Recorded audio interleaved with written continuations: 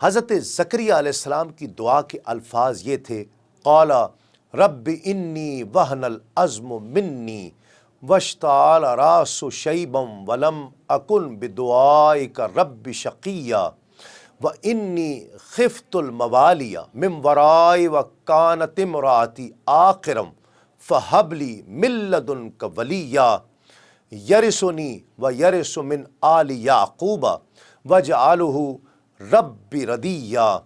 عرض کی، اے میرے رب، بے شک میری ہڈی کمزور ہو گئی اور سر نے بڑھاپے کا شعلہ چمکا دیا ہے، بوڑھا ہو گیا ہوں، اور اے میرے رب، میں تجھے پکار کر کبھی محروم نہیں رہا، اور بے شک مجھے اپنے بعد اپنے رشتہ داروں کا ڈر ہے، اور میری بیوی بانجھ ہے، تو مجھے اپنے پاس سے کوئی ایسا وارث عطا فرما دے جو میرا جانشین ہو اور یعقوب کی اولاد کا وارث ہو، اور اے میرے رب اسے پسندیدہ بنا دے۔ رشتہ داروں سے مراد یہاں چچا زاد بھائی ہیں، اور ڈر کی وجہ یہ تھی کہ وہ بنی اسرائیل کے شریر لوگ تھے، اور آپ علیہ السلام کو خوف تھا کہ کہیں میری وفات کے بعد یہ لوگ دین میں تبدیلی نہ کر دیں اور صحیح طور پر دین کی خدمت نہ کریں۔ اس وجہ سے آپ علیہ السلام نے اپنے بعد کے لیے اپنی پشت سے نیک بیٹے کی دعا کی تاکہ وہ دین کو زندہ رکھنے کے معاملے میں ان کی پیروی کرے۔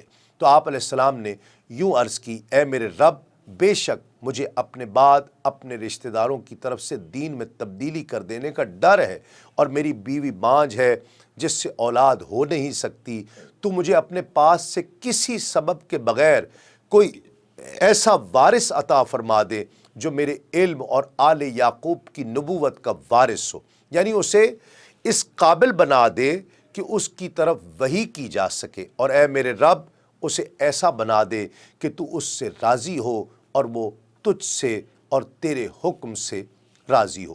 ناظرین کرام، اس دعا کی قبولیت کا پروانہ بارگاہ سمدیت سے ان الفاظ میں جاری ہوا، یا زکریا انا نبشرک بغلام اسمہ یحییٰ لم نجعل لہ من قبل سمیہ۔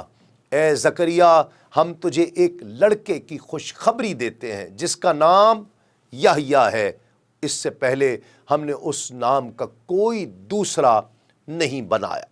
حضرت زکریا علیہ السلام نے جب بیٹے کی خوشخبری سنی تو عرض کی، اے میرے رب، میرے یہاں لڑکا کس طرح ہوگا، کیونکہ میری بیوی نے اپنی اور میری جوانی کے زمانے میں بچہ نہیں جنا، تو اب بڑھاپے کی حالت میں وہ کس طرح بچہ جنے گی، اور میں بھی بڑھاپے کی وجہ سے خشک لکڑی کی طرح سوکھ جانے کی حالت کو پہنچ چکا ہوں۔ اللہ رب العزت نے حضرت زکریا علیہ السلام کو حضرت یحییٰ علیہ السلام کی خوشخبری بشارت عطا فرمائی۔ حضرت زکریا علیہ السلام کی عرض کے جواب میں یہاں فرمایا گیا کہ بیٹا اسی حالت میں دیا جائے گا، اور یہ میرے اوپر بہت آسان ہے کہ میں بڑھاپے کے عوارض دور کر کے آپ میں جوانوں کی سی قوت توانائی پیدا کر دوں، اور آپ کی بیوی کے مرض کو دور کر کے انہیں صحت عطا کر دوں، کیونکہ اللہ رب العزت نے حضرت یحییٰ علیہ السلام سے پہلے آپ کو اس وقت پیدا کر دیا جب آپ کچھ بھی نہ تھے۔ تو جو رب تعالی معدوم کو موجود کرنے پر قادر ہے، وہ بڑھاپے میں اولاد عطا فرمانے پر بھی یقیناً قادر ہے۔ حضرت زکریا علیہ السلام کو جب یہ بتا دیا گیا کہ اسی عمر میں بیٹا عطا ہوگا، تو آپ علیہ السلام نے مزید عرض کی، اے میرے رب، میری بیوی کے حاملہ ہونے کی کوئی نشانی بتا دی جائے تاکہ میں اس وقت سے تیری اس عظیم نعمت کا شکر ادا کرنے میں مصروف ہو جاؤں۔ اللہ رب العزت نے ارشاد فرمایا کہ آپ کے لیے آپ کی زوجہ کے حاملہ ہونے کی نشانی یہ ہے کہ آپ صحیح سالم ہونے کے باوجود اور گونگا ہونے کے بغیر 3 دن رات لوگوں سے کلام نہیں کر سکیں گے۔ ایسا ہی ہوا کہ ان ایام میں آپ لوگوں سے کلام کرنے پر قادر نہ رہے، البتہ جب اللہ رب العزت کا ذکر کرنا چاہتے تو زبان کھل جایا کرتی تھی۔ ایک دن حضرت زکریا علیہ السلام اس جگہ سے باہر نکلے جہاں وہ نماز ادا کیا کرتے تھے، اور لوگ محراب کے پیچھے ان کے انتظار میں تھے کہ آپ علیہ السلام ان کے لیے دروازہ کھولیں۔ تو وہ داخل ہوں اور نماز پڑھیں۔ جب حضرت زکریا علیہ السلام باہر تشریف لائے تو آپ کا رنگ بدلا ہوا تھا اور آپ گفتگو نہیں فرما پا رہے تھے۔ یہ حال دیکھ کر لوگوں نے دریافت کیا کہ آپ کو کیا ہوا، کیا حال ہے؟ آپ علیہ السلام نے انہیں اشارے سے کہا کہ صبح و شام تسبیح کرتے رہو اور عادت کے مطابق فجر اور عصر کی نمازیں ادا کرتے رہو۔ آپ اب حضرت زکریا علیہ السلام نے اپنے کلام نہ کر سکنے سے جان لیا کہ آپ کی بیوی صاحبہ حاملہ ہو چکی ہیں۔ ناظرین کرام، حضرت زکریا علیہ السلام بہت بڑے عالم تھے۔ بارگاہ الہی میں قربانیاں آپ علیہ السلام ہی پیش کیا کرتے تھے اور مسجد شریف میں آپ کی اجازت کے بغیر کوئی داخل نہیں ہو سکتا تھا۔ جس وقت محراب میں آپ علیہ السلام نماز میں مشغول تھے اور باہر آدمی داخلے کی اجازت کا انتظار کر رہے تھے، دروازہ بند تھا، اچانک آپ کے سامنے ایک سفید پوش آپ نے جوان کو دیکھا۔ وہ حضرت جبریل امین تھے۔ انہوں نے آپ کو فرزند کی بشارت دی، جسے اللہ رب العزت نے ان الفاظ میں بیان فرمایا ہے، ان اللہ یبشرک بیحییٰ مصدقا بکلمۃ من اللہ وسیدا وحصورا ونبیا من الصالحین۔ بے شک اللہ آپ کو یحییٰ کی خوشخبری دیتا ہے جو اللہ کی طرف کے ایک کلمہ کی تصدیق کرے گا اور وہ سردار ہوگا اور ہمیشہ عورتوں سے بچنے والا اور صالحین میں سے ایک نبی ہوگا۔ جو ان اللہ یبشرک میں بیان فرمائی گئی ہے۔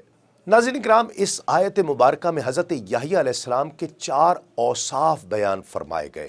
پہلا یہ کہ آپ مصدق یعنی تصدیق کرنے والے ہیں۔ دوسرا سید یعنی سردار ہے۔ سید اس رئیس کو کہتے ہیں جو مخدوم اور مطاع ہو، یعنی لوگ اس کی خدمت اور اطاعت کریں۔ حضرت یحییٰ علیہ السلام مومنین کے سردار اور علم و حلم اور دین میں ان کے رئیس تھے۔ تیسرا وصف جو اس آیت کریمہ میں بیان ہوا وہ ہے حصورا یعنی عورتوں سے بچنے والا۔ حصور وہ شخص ہوتا ہے جو قوت کے باوجود عورت سے رغبت نہ کرے۔ اور چوتھا وصف ہے صالحین میں سے ایک نبی۔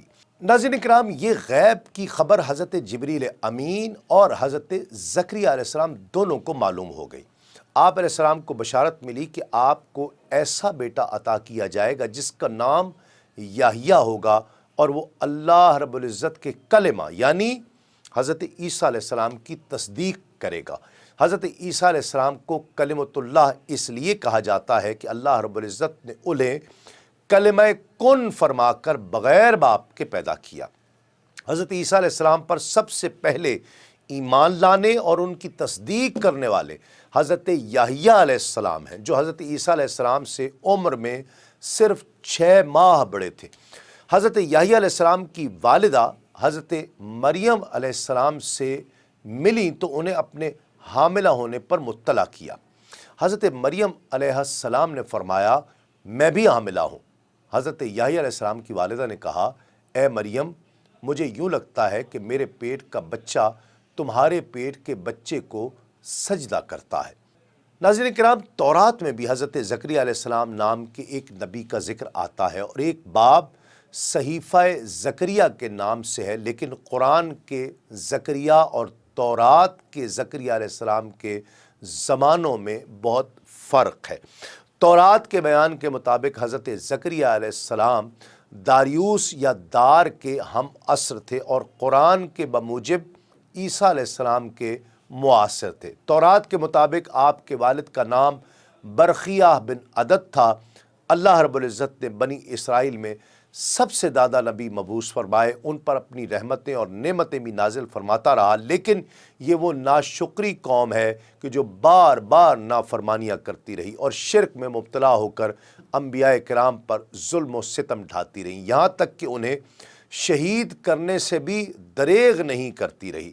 قرآن مجید میں ارشاد ربانی ہے کہ جو لوگ اللہ رب العزت کی آیتوں سے کفر کرتے ہیں اور ناحق نبیوں کو قتل کر ڈالتے ہیں، اور جو لوگ عدل و انصاف کی بات کہیں تو انہیں بھی قتل کر ڈالتے ہیں، تو اے نبی انہیں دردناک عذاب کی خبر دے دیجئے۔